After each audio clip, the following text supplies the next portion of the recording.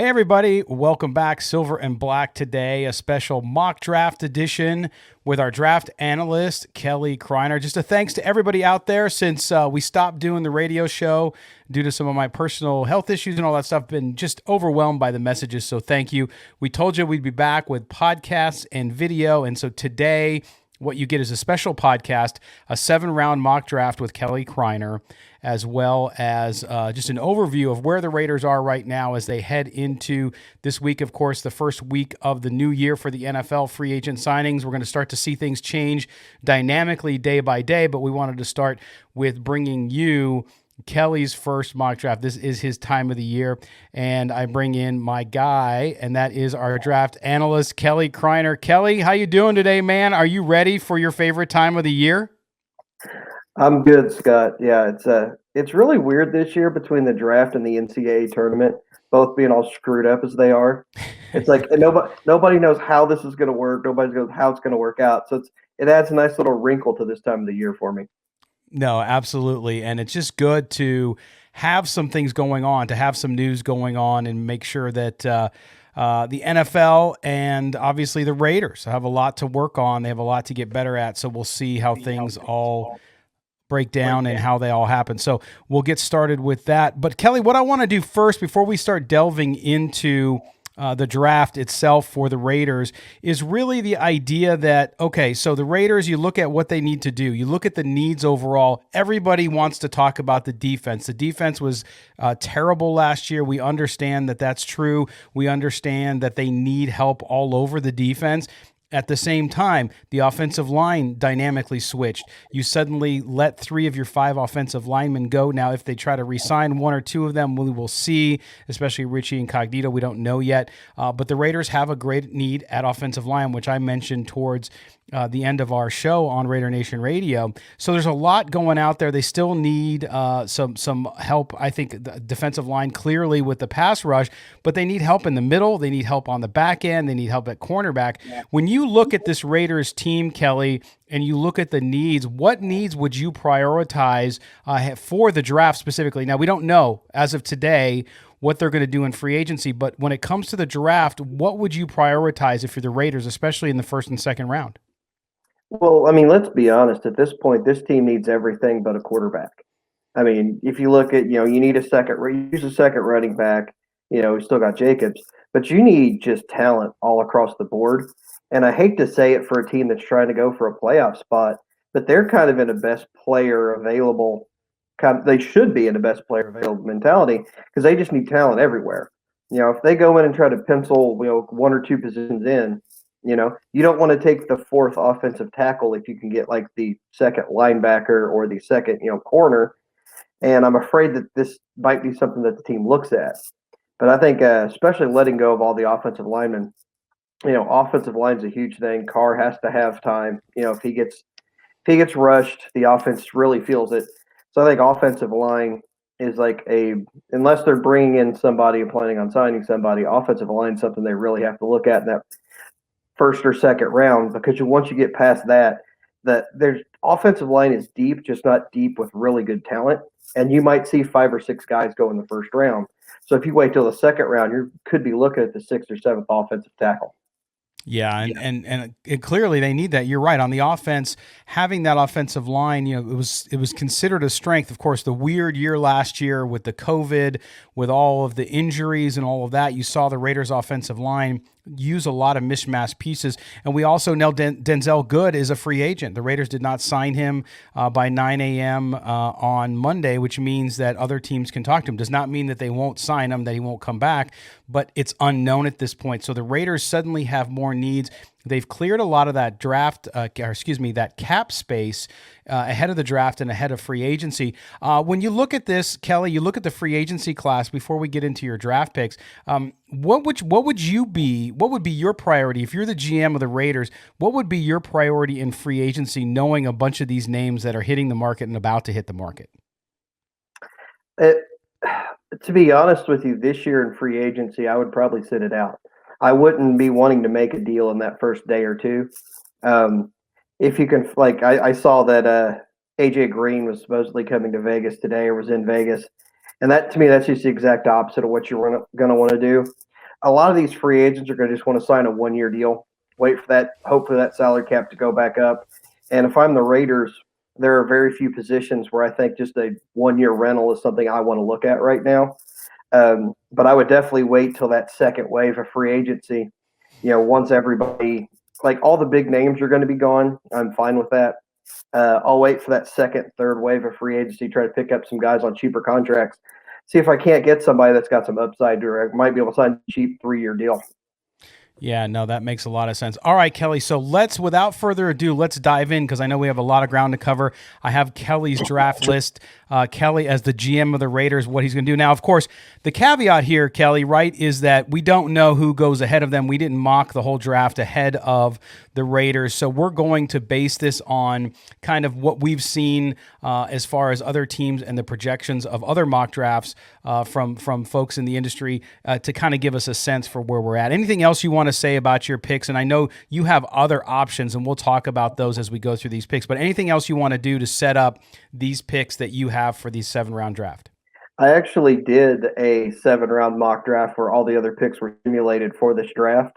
Just Okay. so it gives it a little more, so you can kind of see where the picks and stuff are coming from. Because there's a couple guys like in the late 6th, 7th round that I don't think will be there, but have been showing up in every mock draft. So if anybody goes to say like PFF, or if they go to the Draft Network and do a mock draft themselves, it'll be similar to what I have with where the players are. That way you can kind of see who else was there and where I was coming from. Okay, that makes a lot of sense. Okay, so we'll do that. We'll take that into consideration. All right, so we go into round one. Clearly, round one, there is going to be defensive players available there that could help the Raiders up front on defense or at linebacker. They also need help, like you said, at offensive line. After the first round, the offensive line, it falls off. It's not that they're bad offensive linemen, but they're not top-tier all-star pro type offensive linemen that you'd want to draft. So when you look at the Raiders and you look at that 17th pick, should they keep it in round one, which direction do you go? Which player would you take off the board? For me, it was Christian Darrisaw, the offensive tackle out of West Virginia. In my opinion, since you let Trent walk, if he's on the board, this is a slam dunk to me. Because as you know, offense was really good last year. The defense was really bad. Everybody wants to fix the defense. The offense is going to be what this team's built around. You have to build around your strength, which is going to be Carr, the running game, So if to me, I'm trying to protect Carr as much as possible. And Darrisaw is a slam dunk at 17. He's my third tackle off the board. He would be my third tackle. He's probably like early in the season, he's going to have some issues with speed in the NFL. A lot of these young tackles do, but he's just such a monster. I mean, once he gets your hands on you, you're going to the ground. So I think that if he's available, I don't think he gets past the Chargers because the Chargers, their offensive line's garbage. So I mean, they definitely need to do something. But if he does get past there, I mean, to me, it's Christian Darrisaw, and I'm running the card up. Yeah. Well, and Darrisaw, you mentioned it too, because yes, you look at all of the draft bios on Christian Darrisaw, and the only thing you can find as far as like a downside is that functional strength. But again, that's a college kid going into the NFL. I mean, what college player doesn't need more functional strength when they get in the NFL? And I think that speaks volumes to how talented he is. But Kelly, when you look at his game, of course, he's played on the left side. They'd switch him to right side. He should have no problem doing that. He could even play guard, couldn't? I mean, he could play anywhere. I think he's that athletic and has that ability. Yeah, you could definitely put him pretty much anywhere across. Play right tackle, left tackle, right guard, left guard. You'll hear different people say different things. To me, I don't think that going from right to left side is that big of a deal. We've seen enough guys that have made that transition. It's not as big a jump from, say, going to tackle to guard, which I think there's a big difference in those two, to where, I mean, it's just a whole different leverage, whole different, footwork. So yeah, I think you can put him on either side. And yeah, worst case scenario, I think you could slide him in as a guard. I don't think that would be your plan. I think your plan from day one would be start him at right tackle and just work to get him to fit there. And I mean, we've seen what the Raiders did with Miller. Yeah. I'm Tom the first Cable. to admit I was not the biggest Colt Miller guy when it came out. if you get half the improvement that Colt Miller has to Christian Darrisaw, you've got an all-pro for a decade to come. Yeah, most of the scouting reports have him as a quote unquote franchise left tackle. Of course, like you said, he could easily switch to right tackle. Left tackles could switch to right tackle. And then the Raiders seemingly would have their left tackle and right tackle wrapped up for the next 8 to 10 years, barring any injury or anything like that. Now, backups for this first round, similar to me, and you and I talked earlier in the week too, of course, Jeremiah Kamora from Notre Dame at the linebacker. You have him as an option in the first round, as well as Tavon Jenkins. If both those guys were available, Darrisaw is gone, which one would you go with? I would I would still go offensive line because to me, as much as the defense needs improvement, you have to protect Carr because if Carr's not playing well, this is a 3-win team. Because the more and more I look at this roster's terrible. I mean, there's just a lack of talent at every level right now, and uh, to me, if you have to build everything around Carr, you have to protect Carr. So I'm going tackle. I would take Tevin Jenkins out of Oklahoma State. A lot, like I said, I don't think this team is at one draft and one free agency away from being a Super Bowl contender, and I think Raider fans need to realize that. This, I mean, they just need a lot of talent, and that's the thing. To me, it's almost if you're going to look for something, I'm offensive line then defense, but like I said, at this point, you're almost just best player available, and you kind of just get as much talent as you can. Yeah, and Kelly, trading up, trading down, we talk about this a lot. People always want to do it. Of course, you have to have a taker on the other side of it. This is a weird year. Is this a year where, because the Raiders need that talent, you would not consider that moving down and maybe getting some picks? Because you just mentioned, and I don't think a lot of Raider fans are going to agree with you, and I tend to agree more with you about the lack of talent on the roster. I think there's talent there that was underutilized that they need to do better with, but I think there are a lot of holes, and that's because, let's face it, they've either missed in draft or the free agency over the last couple of years, or the jury's still out on some of these guys. So what would you do? Would you definitely take that 17 pick no matter what, or depending on what's out there, could you think about moving down? I mean, you always think about moving down, and this will be an interesting year in the draft where I think a lot of teams, because everybody's going to want to move down because nobody, it's been such a weird year. You're so much uncertainty. If I'm a GM, I'm looking at it the other way. I'm going to trust myself and my other people. I would try to move up cheaply. If there's a guy I really want, like we've seen Rashawn Slater and some of the drafts go in that 12 to 13 range. If I can move up cheaply from 17 to 13 and get Slater, I would do that. And I mean, I would definitely do that. If I could move from 17 to 13 and get a guy like, say, a Micah Parsons, or if one of the top corners fall, I would do that.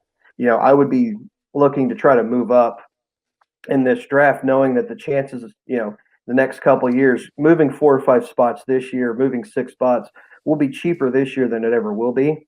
So I mean, I would look for that because as much as you need a bulk of talent, I'm the type of person, give me one guy that I think I can bank on over 2 that might work out.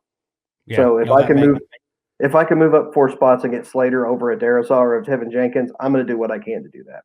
Yeah, that makes a lot of sense. And I listen, I agree with you 100% that if I'm the Raiders in that first round, as much as I need defense, if there's one of those offensive tackles, those offensive linemen there, you've got to grab them. Because like you said, if this team and Derek Carr are not protected and they can't get that offense moving, because the defense, even if Gus Bradley's a miracle worker and improves it immensely over last year, it's still not going to be a top 10 defense. They're a few drafts and free agent classes away from making that defense truly much, much better in my view. And so I think you need to go offensive tackle. But in the second round, and we get to your second round pick here, you do go defense. And a guy I really like, Ronnie Perkins out of Oklahoma. He is, to me, a big guy, carries his weight really well.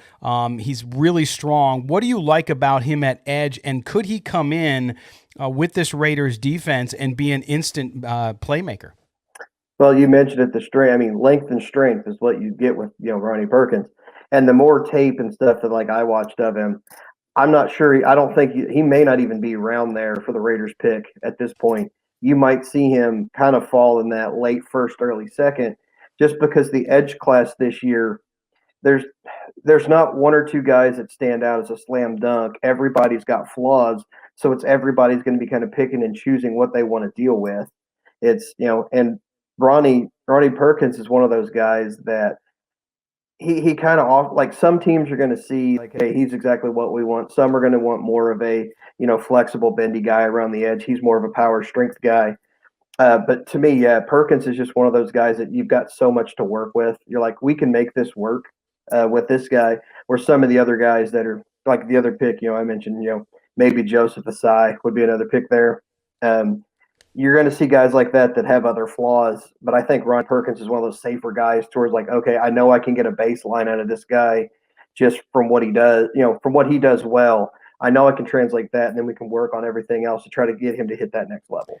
Well, and you talk about Perkins and you look at this defensive end class, Kelly, and really once you get out of the first round, you're dealing with guys that are very talented but have some raw ability, which means they need work at the next level. And so I think Perkins falls in that as much as I like him. And you mentioned Joseph Asai, who you told me, hey, you got to watch his tape. He had great pro days, and you watch him, and he's a long guy too, really strong, but he still has, I think, the natural ability, but he still needs to learn a different move. He also has played off-ball linebacker at times, so they've kind of switched him around a little bit. One of these guys, I mean, like you said, Perkins could end up going at the end of the first, but Osai now also could move up there, so it depends which one of those guys are there. But when you look at that situation and the defensive end, there's just nobody. I mean, you have Rousseau in the first round who's been linked, I think, in a lot of mock drafts with the Raiders, but once you get past him, there's nobody there that really excites me that I'd want to take at 17. So as you get into the second round, you have to expect a guy who might come in and play well, but he's going to be more rotational, correct? Yeah. Well, I mean, you even mentioned Rousseau, but he hasn't played football in a year, and he only played 1 year of college football. So I mean, Hype's big. He's just he's a big question mark. Phillips, the other Miami kid. If he doesn't have the injury history, he's your number one defensive end, and it's a slam dunk in this class. But he's legitimately retired already once from concussions. He's one bad shot away from never playing again. And I don't see why anybody'd want to waste or spend a first round pick on a guy like that. And you mentioned Joseph Asai needing another move. He needs a move. He doesn't even. He has nothing. He's playing on raw ability right now. He doesn't know what to do with his hands. He doesn't know how to set up a tackle. He's just out there. His motor runs red hot, 1,000 miles an hour, which is what people are going to love. But he has no moves. He has no counter moves. He doesn't know how to use his hands. He's just a blur of speed. But a lot of teams are going to see that and be like, we can teach him the other stuff. You can't teach the athletic ability that a kid like that has. No, and I think that's why you're seeing him after the pro day move up, because he has such amazing raw talent that NFL teams are, the ones that are confident that they could coach him up and get him developed. And the one thing I do like about him, and looking back at his stats and looking back at his film over the last few days, Kelly, is the guy's a turnover machine. It's the one thing he actually really does well with his hands is he creates turnovers. That's something the Raiders have been sorely lacking. So there could be a guy at the very least until he learns that move to be as effective defensive end as they need him to be. This could be a guy. But again, it always scares me with these guys, Kelly, because this time of the year, you don't know truth from kind of hype. And this is the kind of guy where, yeah, he might move up and he's getting all this great publicity, and suddenly he's a second rounder, mid-second rounder, and you take him, but he's not able to contribute. The Raiders need guys who can contribute right away here. But on the defensive side of the ball in this draft, I just don't see guys in that second round at defensive end who are going to come in and light the world on fire. So I think fans need to be understanding that if they do go defensive end at edge in the second round, it's not going to be a playmaker who's going to come in and just blow up the NFL in his first year. No, yeah, you're right. And unfortunately, they shouldn't need that since they spent the fourth pick on a defensive end and, got Max Crosby a couple of years ago. But they do need that. But yeah, like you said, in this draft, I don't think there's really anybody that you're going to be able to bring in. And that's just not just in the Raiders pick. That's kind of across the board, because with, like you said, with the abbreviated camp, they're probably going to have as well a lot of guys just not playing. Like Gregory Rousseau, I don't care how athletic and good you are, you haven't played football in over a year. It's going to take a while to knock that rust off. Yeah. So, I mean, it's like And we still don't know, Kelly, things are trending in the right direction as it relates to COVID, but we still don't know what the NFL offseason is going to look like. We don't have any definitive news on, and I know, OTAs, I know coaches talk about how important they are, and they are to a certain degree, but not really on the field. When it comes to this kind of stuff that you're talking about, it really gets into a full training camp and mini camp, and we don't know if they're going to have that. Yeah, it's like like a lot of that OTA stuff you can, it's classroom stuff. You can learn on Zoom meetings and everything. But for the most part, it's just the young kids just realizing the physicality difference between. Because I mean, yeah, if you play SEC, ACC football, you're used to playing with some high talent. Everybody in the NFL is that guy though. It's like your second and third stringer in the NFL is your starter in every college team. So I mean, you just have to get used to taking those hits and everything again. Yeah, you're right. We are talking, of course, to Kelly Kriner, our NFL draft analyst here at Silver and Black today, here on the podcast and on video, whether you're watching us on YouTube, Facebook, Twitch, wherever you may be watching us. Thanks for joining us. We are now up to the third round with the first round pick. Kelly went with Christian Darrisaw, the talented offensive tackle out of Virginia Tech, Ronnie Perkins, the defensive end out of Oklahoma. And now we're up to round 3, Kelly. And I look at this situation, one of the positions that I think is vital for this Raiders defense to get better, besides what you need up front, which is everything, is a safety. You need somebody back there. And a lot of people want to go with a veteran safety. And I think they may end up signing a veteran safety, but you also need a young guy that you can develop back there. You go with a safety in round 3. Tell us who you'd pick. I really like Hamza Nasruddin out of FSU. Got hurt last year, so last year is basically a wash for him. But he's basically everything that Gruden Mayock want Tanner Muse to be. He's that kind of linebacker slash six. Exactly. Don't even get me started. We all know where I sit on that. But he's like the best case scenario of what they thought Tanner Muse could be. Just super athletic. You can put him on a tight end or running back. He can almost play like a nickel corner if you need to, but he's that big in the box safety guy that you can kind of roam around everywhere. And a lot of drafts have the Notre Dame or Owusu-Koramoah going to the Raiders. This is basically a third round option for that same kind of position because they're very similar players. It's just Nasruddin got hurt last year. He's more of a safety than a linebacker, but I mean, you can play him at both because everybody wants that kind of non-positional kind of guy they can throw out there, and Nasruddin's that guy that you can have out there. I think you could put a little more weight on him if you wanted to, and he wouldn't lose that much explosiveness. If you want him to be more kind of a linebacker type, or he could kind of shed a little bit if you wanted to go kind of safety. So depending on how you want to put him out there. Now, he needs to work on his ball skills a little bit. He's more of kind of an in the box safety. So there is a little bit of kind of I'm trying to think of the word. I'm totally blanking. That's okay. It happens. He's basically like he's kind of similar to what they have already. So it's like I can see where there's some people might want that for that. But can we just get through our head that Tanner Muse is not going to be a player for this football team? We need to move on from that and just go ahead and get somebody in there that plays the position and does what they wanted him to do, but can actually do it. Yeah, but he didn't play last year. His toe was hurt. I don't care. How can you make a judgment? I can make a judgment. I've been consistent with you all along, man. I made a judgment when they drafted him. Why? Because I watched him play football. Yeah. I just don't think he can do in the NFL what he was doing in college. Because it was so sporadic in college, and in the NFL, everybody's just a lot better player. Well, and that's the thing. You touched on it with Nasruddin out of Florida State at the safety, who you've now chosen as the Raiders pick in round 3 of this draft, and that is that hybrid position. I hear from so many people, Kelly, who tell me, oh, the hybrid position won't last. And I keep telling them you're not watching enough football. Because if you look at college football and how it's prevalent throughout college football, even in mid-major conferences, it's there. We're seeing, Javen White, the player the Raiders signed last year from UNLV, is basically that hybrid position player as well between a safety and a linebacker. And then we talked about JOK out of Notre Dame, and you have Nasruddin out of Florida State. This position, and when you look, if people want to argue with us on Tanner Muse, that's fine, but go watch tape of JOK and go watch tape of Nasruddin and tell me, and watch tape of Tanner Muse and watch the 3 of them and tell me that they're equal players, because I think all you got to do is watch the tape. I don't care who you are and what you think, and we're not here bad mouthing Tanner Muse as a person or any of that stuff. We're just saying, as far as a football player goes, these two guys. So it is a need for the Raiders, and I think you need depth at that position too. You need a couple of those guys. You have White, who they seem to like. He could be a rotational guy, but you need somebody to go in there. And you look at that, is this a better opportunity for them, Kelly? And then they can go in free agency and maybe find that veteran free safety to play back there, to kind of be the leader in a very young group with Jonathan Abram and Trayvon Mullen and the cornerbacks they have back there? Yeah, I think you need to try to get a veteran in free agency, because the safety class in this group, it's not great.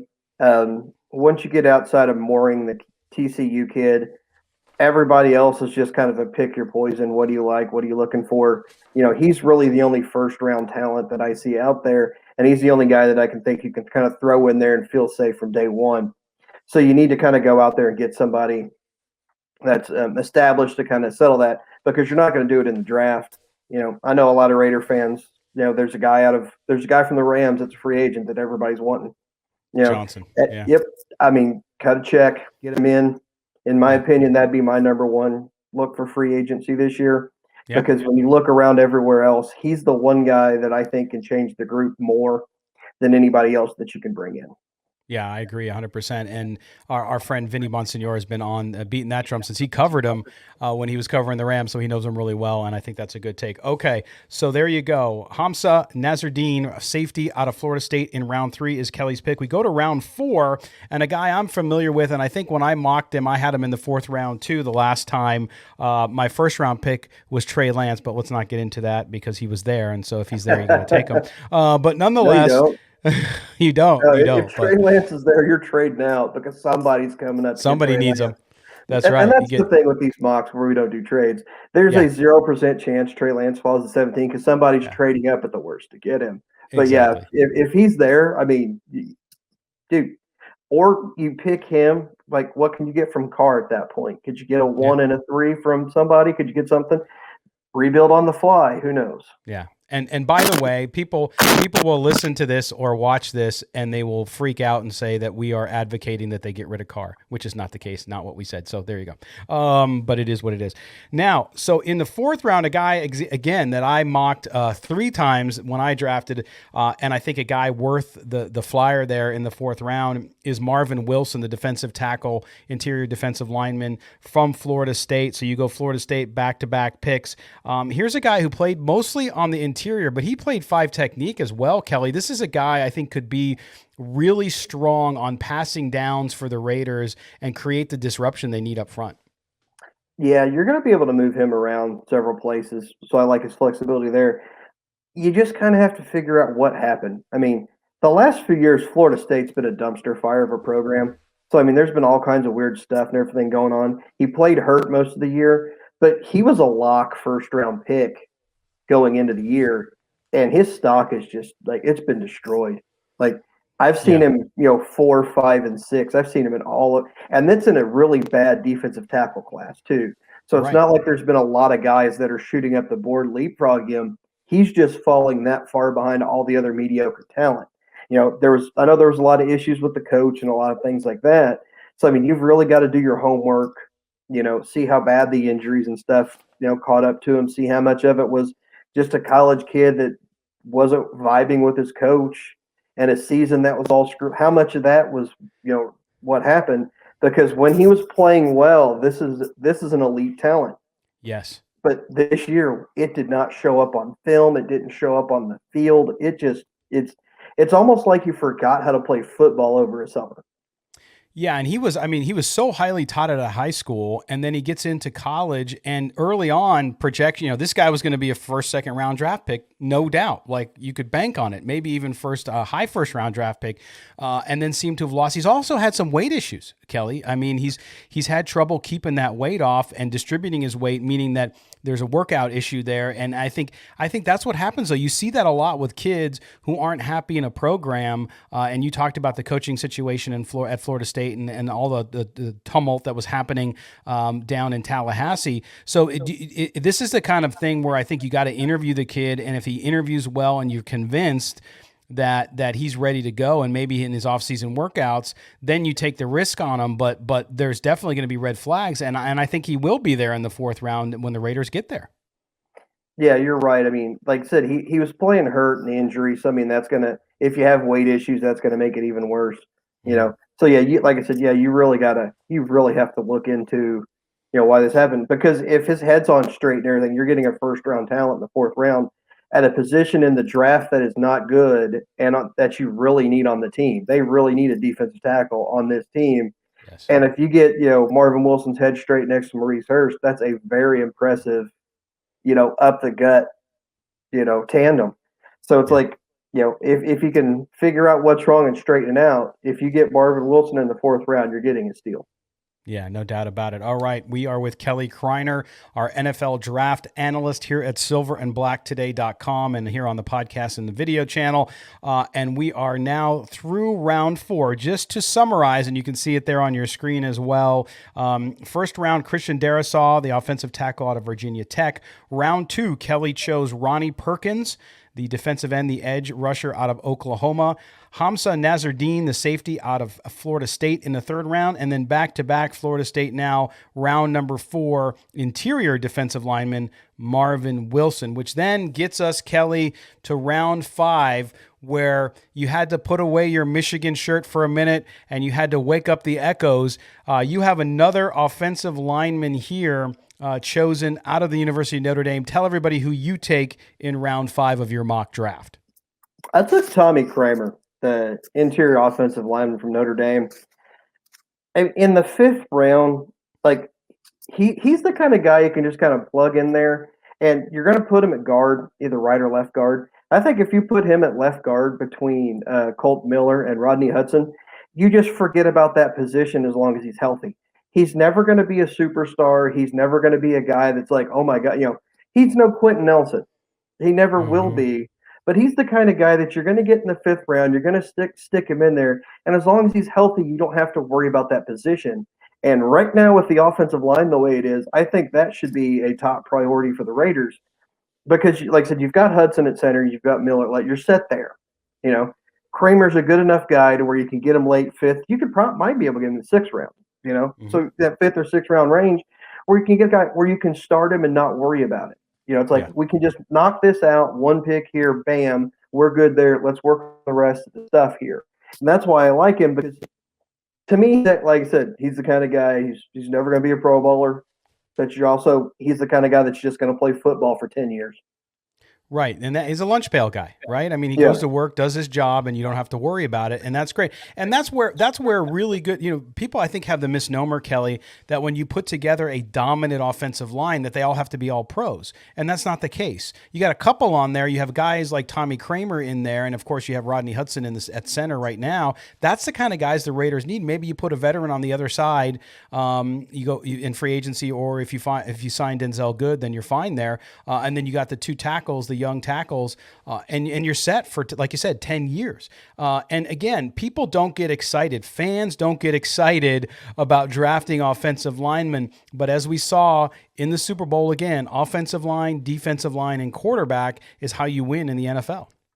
And you don't have to have a top 5 offensive line to have a good offense. You just need to be, as long as you're 12 or above or like that, you're going to be fine, especially with Carr.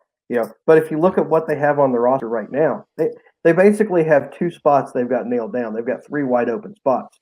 They could be signing some people, bringing some people back, but who knows? We don't know that as of now. So I mean, I'm looking at it because basically, if you didn't sign a guy when you had the chance to sign him and letting him test the free agency waters, somebody's going to give him more money than you. That's just the way I look at it. If you don't get them signed before they go out the door, they're out the door. Yeah. That's what I agree with you. I think that's why everybody who's saying you have to draft all defense in the draft, first of all, you have to draft to the strength of the draft. If there's not a strong defensive player there, you don't take one, and you look at your other holes there. And I think you're right about the offensive line. That popped up on people. Didn't pop up on us here at Silver and Black today. We've been talking about it for weeks and weeks. But nonetheless, you have to be able to go out and get those guys. You have to protect your quarterback. You have a franchise quarterback. Without your franchise quarterback, we don't know who's going to back up Derek Carr too, as well, because Marcus Mariota, that $11.5 million, they may end up keeping him because between him and Carr, that's $30 million. That's what most people are paying for a starting quarterback anyway. But if they can't get the offensive lineman they need to protect Carr, they might have Nathan Peterman as their backup. And if that's the case, trust me, you're going to have a good offensive line, because if anything happens to Derek Carr, even if it's for a few games, it could really end your season very early. So there we go. We have Tommy Kramer in round 5. The guard out of Notre Dame, who is a lunch pail guy, a guy who could play there for a long time and do a good job of it. When we get to round 6, okay, Kelly, these are the picks that most fans aren't familiar with. And so you start reaching here because you start looking at guys that you like on film that maybe aren't household names. You go defense again in round 6, looking at defensive end Chris Rumph out of Duke. Tell us why Rumph would be a good pick in the 6th round. It's funny because when I did the mock draft, I just assumed he went 4th, 5th round or something, and he popped up there at the 6th round, still available, and I was kind of surprised because he was, you saw flashes at Duke to where, I mean, he's got talent. You can see you can make something. I get it. He's small. Like, he definitely needs to put on some weight. Going to have to get bigger. His functional strength's, not where it needs to be a defensive end in the NFL. But you see a lot of flashes, a lot of stuff to work with. So I actually talked to somebody I know in the league, and I asked him why he was that far down. He goes, he goes small. That's all he said, was small. Like, no other. He goes, they don't think he can get big enough to get to the size he needs to be an every down defensive tackle. So I'm like, okay, but you're taking him in the 6th round. Can he be a sub package guy? Can he be something you can play? And he just goes, he's small. Yeah. So several teams are just going to flat out say, yeah, he's too small. We're not going to deal with it. That's just what it's going to be.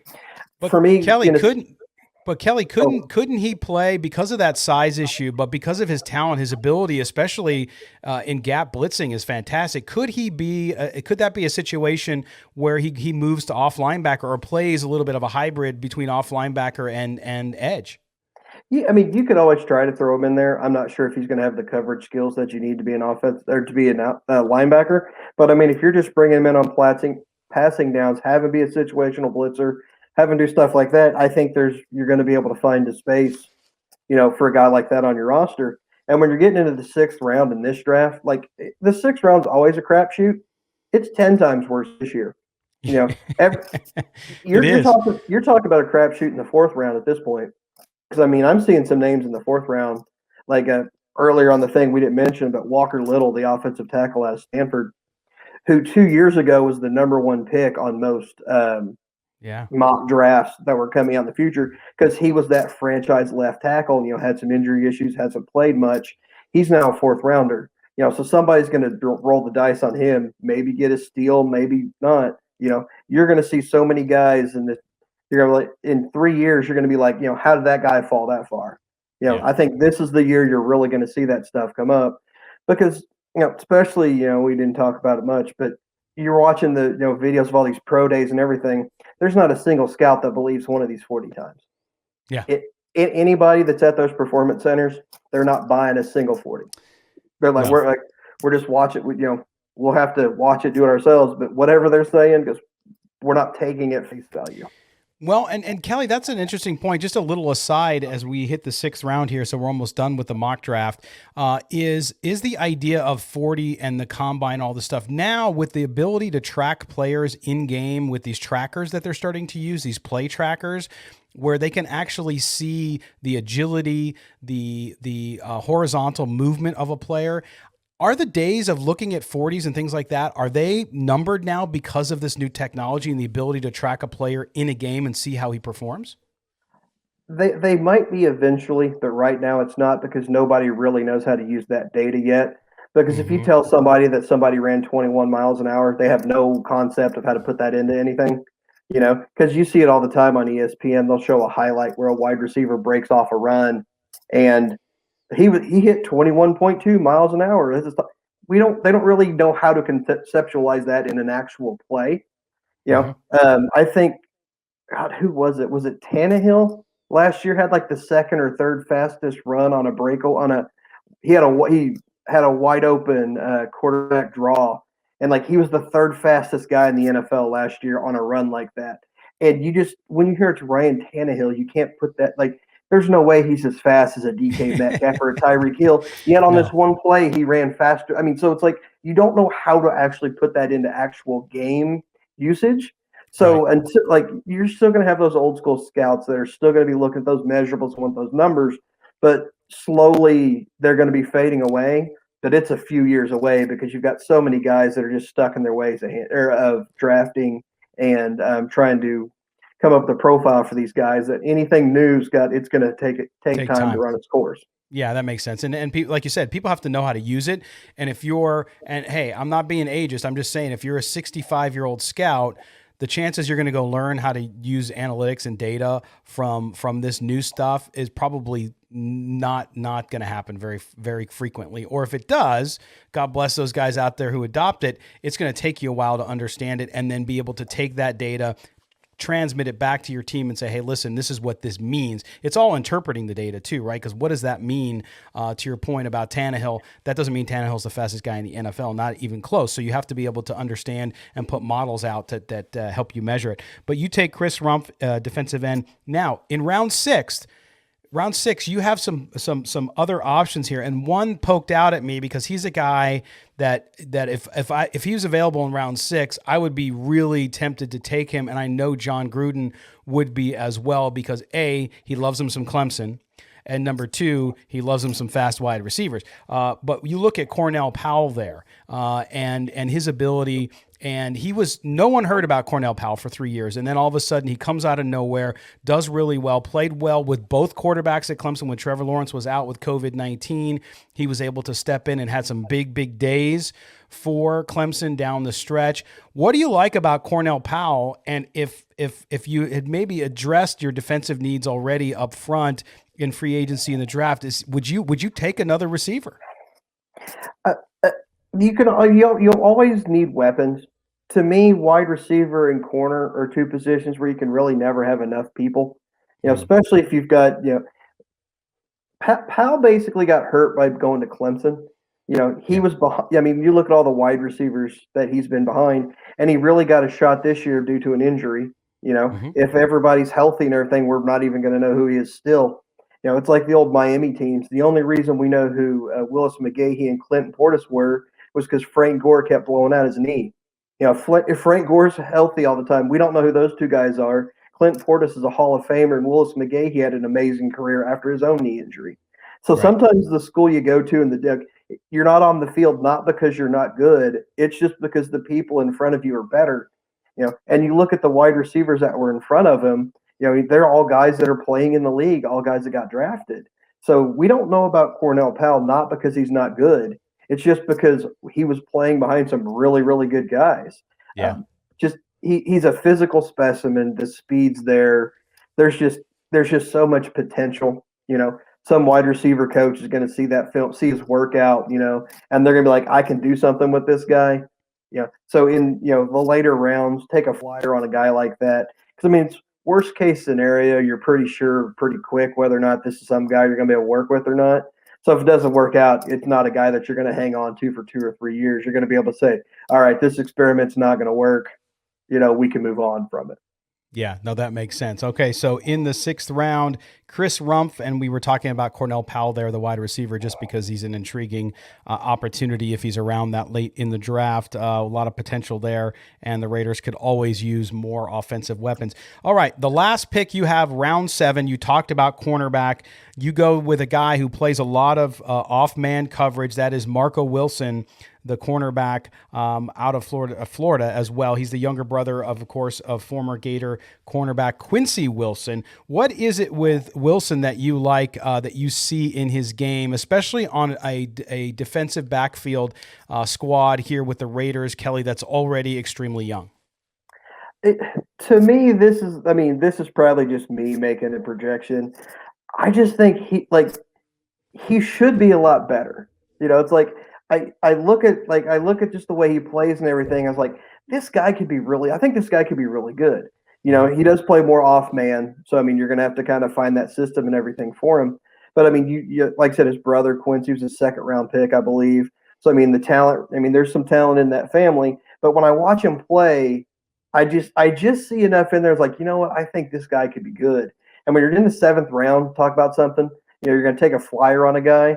I'm going to take a flyer on a corner, on a defensive end, somebody like that at a premium position.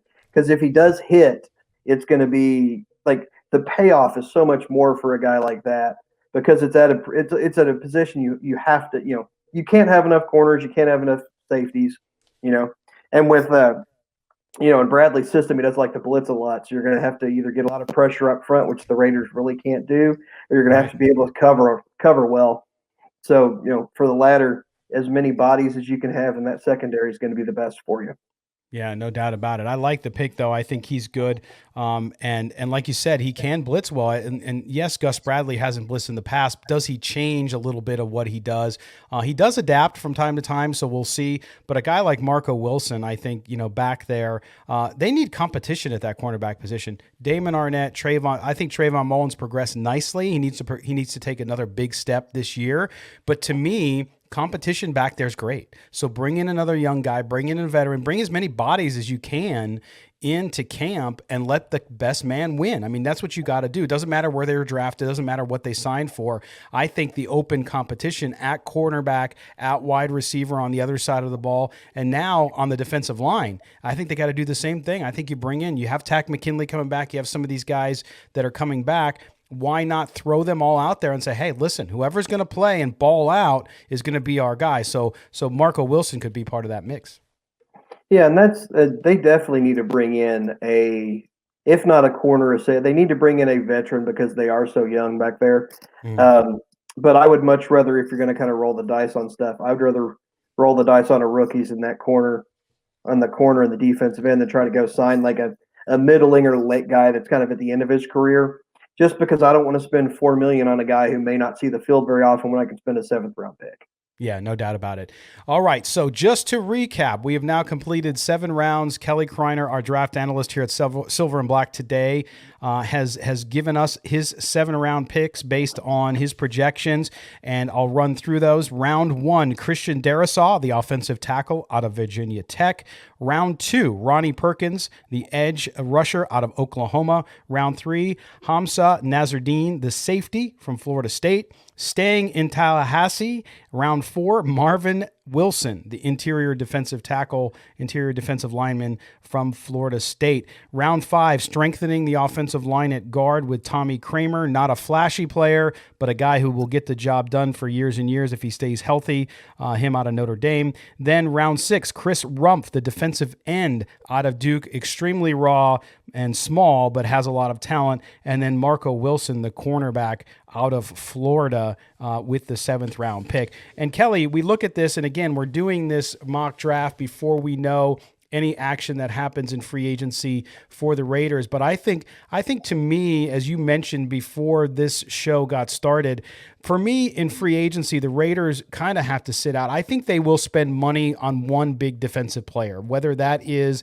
the safety John Johnson out of the Rams, or if it's a defensive lineman up front. I think they'll make one quote unquote big signing, and that'll be it, because I think they have to go back to the drawing board and build this defensive team through the draft and through the acquisition of second line players that could help them get better. Maybe not get them where they need to be, but get them out of the 29 to 32 ranked defense up to the 15 to 18 ranked defense, which you can do with guys. It doesn't all have to be all pro guys. But do you agree with that? And do you think that's what we'll see from the Raiders as they head into free agency before we hit the draft next month?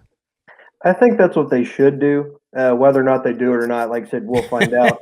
Because I mean, and it's not just the Raiders, but every team kind of wants to make a splash on free agency. We've already seen the Patriots are out there; they're throwing money around, and everybody's freaking out, acting like the Patriots never do this. Yet the Patriots do it every 3 or 4 years. They have a big spending spree. They did it to get Gilmore. They did it when they took Colvin a few years. I mean, so they've done it in the past. But everybody kind of wants to have their moment with their signing. If you want to go out and like I said, I think Johnson should be their number one priority because they need that at safety. Besides that, there's really nobody else out there that I'm seeing.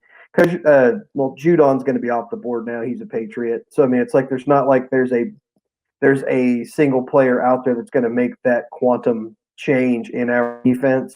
Yeah. So I would rather do I would rather wait for that second wave, try to get a couple guys on a cheap deal at this point. Because yeah, they freed up a lot of money, but just because you have it doesn't mean you have to spend it. Right, right. And you don't know, you don't know what's going to pop up later on as well. And the extension talks around Derek Carr, that might not impact this year unless they sign something with him now and it restructures his deal to save the next couple years and then pays him on the back end. So we'll have to see what happens with that.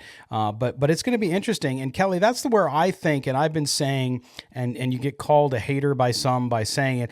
I think this year for Mike Mayock and John Gruden is the year where they have to do something and they have to show that they can draft and evaluate talent at the most elite level, because if they miss on draft picks again, especially their high draft picks, first 3 rounds this year, I don't know where the team goes, because listen, I look at the schedule, I look at where they're at. Yes, last year they were one game improved, right? They finished at 500. But to me, this year, anything less than not only making the playoffs, but winning a game in the playoffs is key. And I just don't see it right now, Kelly. I think they have gotten better, but I think that the jury being out on some of these high round draft picks, the misses on draft picks that they've made, they have to overcome that this year, which means they kind of have to have a little bit of a perfect draft, don't they? Well, but it's the problem is it's not just the misses on the draft; it's the misses in free agency. I mean, their free agency has been it's a joke. Let's be honest. They've missed on everything, and they talked about how they didn't want to pay Khalil Mack. Okay, so you don't pay Khalil Mack, so you take all that money, put it to these other guys, and have done nothing towards like, hey, look, we should have kept Khalil Mack. He was a sure thing. You know, we had a All Pro, Pro Bowl defensive end. Now we're throwing all this money at the defense, and they've made it's been even worse because you think you fill 3 or 4 spots instead of having the one. Well, they've all failed, so now you're this much worse than where you were before. So yeah, it's not only the draft picks been bad, the free agency's been bad. Let's be honest, there's been nothing good that they've done since I mean, if you look at the totality of everything they've swung and missed at so much stuff, it's like they need. You're never going to have a perfect draft. But Kelly, when I make that point, and I'm not making that point to be negative, I'm not making that point to hate on anything. It's just fact. But people always come back at me with this, and I want to get your response. It takes time for these guys to develop. Okay. So how long are we given? A guy like a Cleveland Ferrell's got 4 years in the 5th year. Is any Raider fan want to give him that 5th year option right now? No. Any first round pick that we have, do you want to give him? And listen, Jacobs has been good. I'm never signing a running back to a second contract. I think it's the biggest mistake every franchise makes. There's Abrams. Abrams is even going to make a 5th year option. How long do these guys need? I get it that you're not going to come in and blow the doors off year one. I need to see improvement. Ferrell got a little better at the end of last year, but also you spent the 4th pick on a guy who's never going to be a 10 sack guy or more than a 10 sack guy. It's like he was over. It's not his fault he was overdrafted, but it goes on to the organization to where if you want to draft a guy like that, you can move around, trade around or something, because you're putting the onus on. We need pass rush. We take a defensive end with the 4th pick who we know is not going to be big in the pass rush. Right. That's a failure from scouting, in my opinion.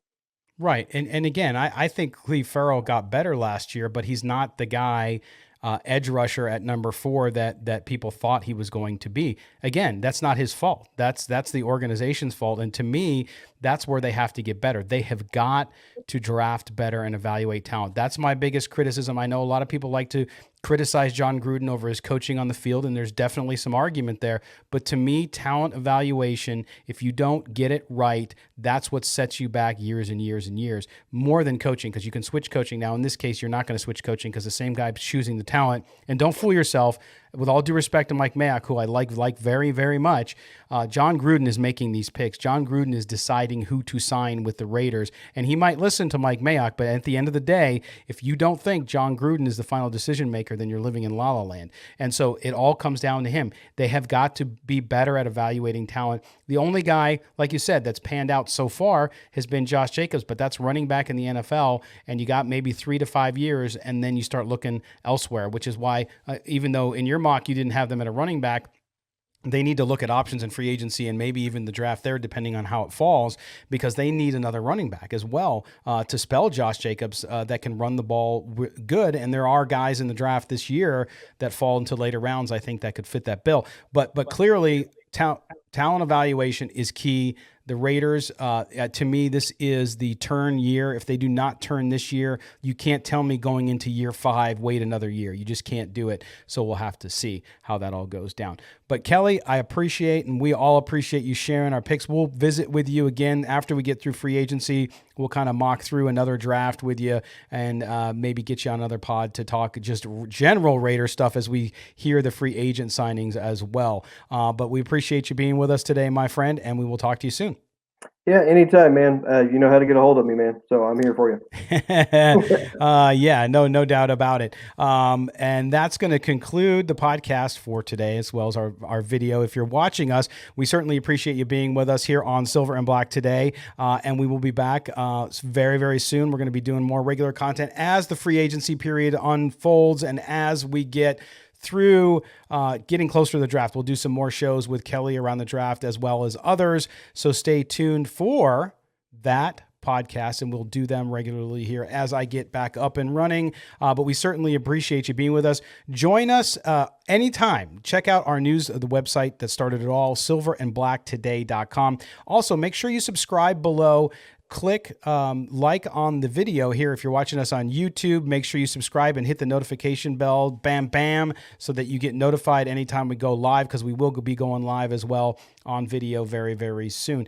Don't forget, subscribe to the podcast wherever you get your podcast. We distribute it everywhere, whether it's Apple, whether it's Google, whether it's Spotify, whether it's Stitcher, whether it's radio.com. You can find the Silver and Black Today podcast right there. For Kelly Kriner, I am Scott Gulbransen. Take care, Raider Nation. We'll talk to you next time.